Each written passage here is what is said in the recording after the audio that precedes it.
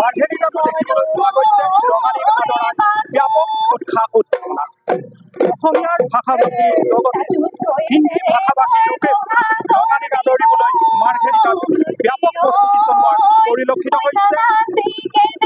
সদৌ অসম ভোজপুৰী পৰিষদ কেন্দ্ৰীয় সমিতিৰ উদ্যোগত আৰু মাৰ্ঘেৰিটা আঞ্চলিক সমিতিৰ সহযোগত 20 দিনীয়া বিহু নাচ কৰ্মশালাৰ আয়োজন কৰা হৈছিল আৰু এই কৰ্মশালাৰ আজি অন্তিম দিন আৰু এনেদৰে আজি অন্তিম দিনা কৰ্মশালাত অংশগ্ৰহণ কৰা নাচনীসকল ব্যস্ত হৈ পৰিছে।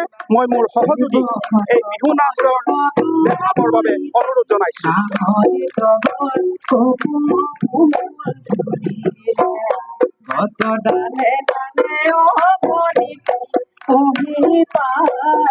মোৰ সহযোগীক সম্পূৰ্ণ দৃশ্যটো এবাৰ দেখাবৰ বাবে অনুৰোধ কৰিছোঁ। এয়া চাওক কেনেদৰে হিন্দী ভাষী ছোৱালীসকলে কিশোৰীসকলে কেনেদৰে অসমীয়াৰ বিহু নাচত অংশগ্ৰহণ কৰিছে। এয়া হিন্দী ভাষী, ইয়াত কোনোবাৰ যদি ভোজপুৰী, কোনোবাৰ গোৰ্খা সম্প্ৰদায়ৰ আৰু কোনোবা মাৰোৱাৰী সম্প্ৰদায়ৰ কিশোৰীসকল এই বিহু নাচ কৰ্মশালাত অংশগ্ৰহণ কৰিছে।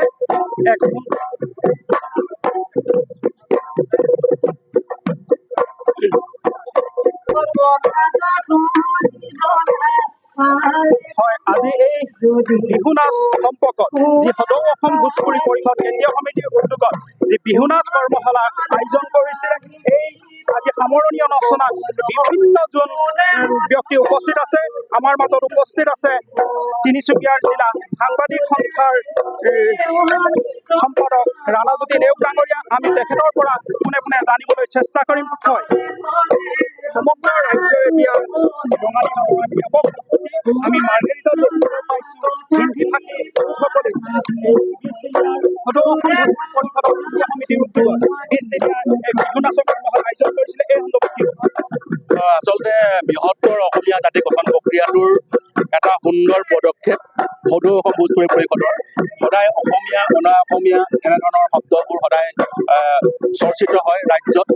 যেতিয়াই হিন্দী ভাষী কিবা এটা ঘটনা সংঘটিত কৰে তেতিয়া অনা অসমীয়া বুলি কোৱা হয়। আচলতে ইয়াৰ অন্যতম এটা কাৰণ যে বৃহত্তৰ অসমীয়া জাতি গঠন প্ৰক্ৰিয়াটোত চামিল নোহোৱাৰ অন্যতম কাৰণ যে যিহেতু অসমত সুদীৰ্ঘ বছৰে আছে অসমীয়া ভাষা সাহিত্য সংস্কৃতিৰ সৈতে সম্পৃক্ত নোহোৱাৰ কাৰণে সদায় এনেধৰণৰ অভিযোগৰ সন্মুখীন হৈ আহিব লগা হয়। স্বাভাৱিকভাৱেই ভোজপুৰী পৰিষদে এটা সুন্দৰ পদক্ষেপ গ্ৰহণ কৰিছে। এই পদক্ষেপৰ জৰিয়তে যিটো বিহু নাচৰ এক কৰ্মশালা আয়োজন কৰিছে আৰু কৰ্মশালাৰ জৰিয়তে ভোজপুৰী শিল্পীসকলক হিন্দী ভাষী শিল্পীসকলক হিন্দী বা বিহু নাচৰে সৈতে সম্পৃক্ত কৰিব বিচাৰিছে, তেওঁলোকক প্ৰশিক্ষিত কৰিছে। বিগত কেইবাবছৰৰ পৰা এই আয়োজন নিশ্চিতভাৱে এটা সুন্দৰ পদক্ষেপ। মই ভাবোঁ এই পদক্ষেপে যি আমাৰ সমাজত সদায় সমাজ জীৱনত চলি অহা কথা অসমীয়া অনা অসমীয়া এনেধৰণৰ ধ্যান ধাৰণাবোৰ নাইকিয়া হ'ব আৰু অকল ভোজপুৰী পৰিষদে নহয় অন্যান্য জাতি জনগোষ্ঠী সংগঠনবোৰ সাংস্কৃতিক আদান প্ৰদানৰ জৰিয়তে আমাৰ নিজৰ কলা সংস্কৃতিৰ আদান প্ৰদানৰ জৰিয়তে শক্তিশালী অসমীয়া যি গঠন প্ৰক্ৰিয়াটোক আগুৱাই লৈ যাব লাগে বুলি আমি আশা কৰোঁ। হয়, তিনিচুকীয়া জিলা সাংবাদিক সন্থাৰ সম্পাদক ৰাণাজ্যোতি নেওগে সুন্দৰ বক্তব্য আগবঢ়াইছে। তেখেতে কৈছে যে এই যি আমাৰ ৰাজ্যত অসমীয়া অনা অসমীয়া ভাষিক যি সংঘাত সৃষ্টি হয়, এই বিহুৰ এই পৰম্পৰাৰ দ্বাৰা এই যি আমাৰ মাজত সংঘাত সৃষ্টি হৈ আহিছে, এই সংঘাত নিৰাময় কৰাৰ ক্ষেত্ৰত যথেষ্ট সহায়ক হ'ব বুলি তেখেতৰ বক্তব্যত উল্লেখ কৰিছে। মই পুনৰবাৰ মোৰ সহযোগীক এই বিহু নাচ দেখাবৰ বাবে এবাৰ অনুৰোধ জনাইছোঁ।